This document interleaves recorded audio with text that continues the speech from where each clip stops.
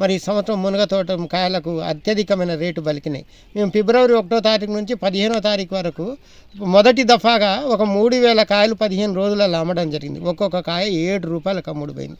మార్కెట్లో 53 కాయలు వాళ్ళు అమ్ముకున్నారు. ఆ తరుణంలో మంచి రేటు ఉండడం వల్ల మొదటి నెలనే ఫిబ్రవరి నెల ఈ రోజు వరకు సుమారు ఒక 30,000 రూపాయల ఆదాయము ఈ మునగ తోట మీద నేను తీసుకొని సంతోషిస్తున్నా.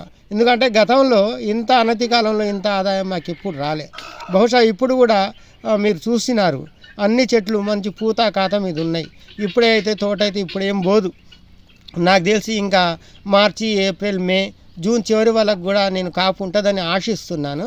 దాంట్లో భాగంగా లేదన్నా 1 లక్ష నుంచి 1,50,000 వరకు ఆదాయం వచ్చే విధంగా నాకు అనిపిస్తుంది. ఆశాజనకంగా ఉంది. ఆశపడుతున్నాం, వచ్చి గ్యారంటీ వస్తుందనే నమ్మకంతో ఉన్నాం. అయితే నేను మన ప్రాంత రైతులకి విన్నవించేది ఏంటి అంటే, మునగ అనేది అద్భుతమైన పంట. మునగ తోట అందరూ రైతులు వేసుకోవచ్చని గర్వంగా చెప్తున్నా. ఇది నా అనుభవము. అద్భుతమైన పంట ఇది. మార్కెట్లో మంచి డిమాండ్ ఉన్న పంట ఇది. మరి నిరంతరం ఒక 4 సంవత్సరాలు మనం కాపు తీసుకోవచ్చు. సరే, పెట్టుబడి పెట్టినా ఒకటే సంవత్సరం మొక్కలు వేస్తాం, ఒకటే సంవత్సరం కదా, విత్తనాలు అయినా మొక్కలైనా ఒక సంవత్సరమే. కానీ ఆదాయం ఒక 4 సంవత్సరాల వరకు వస్తుంది.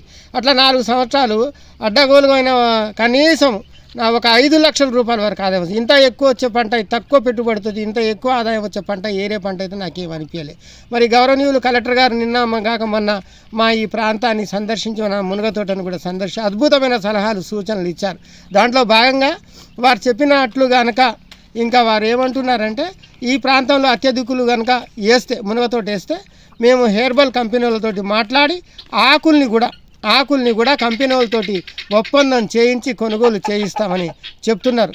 ఆ దిశగా రైతులంతా ఆలోచన చేస్తే కనుక ఈ ప్రాంతంలో మునగతోట పండిస్తే అద్భుతమైన ఒక కంపెనీలో జీతగాడికి ఎంత జీతం వస్తుందో రైతు కూడా అంత జీతం వస్తుందని నేను ఆశిస్తున్నాను.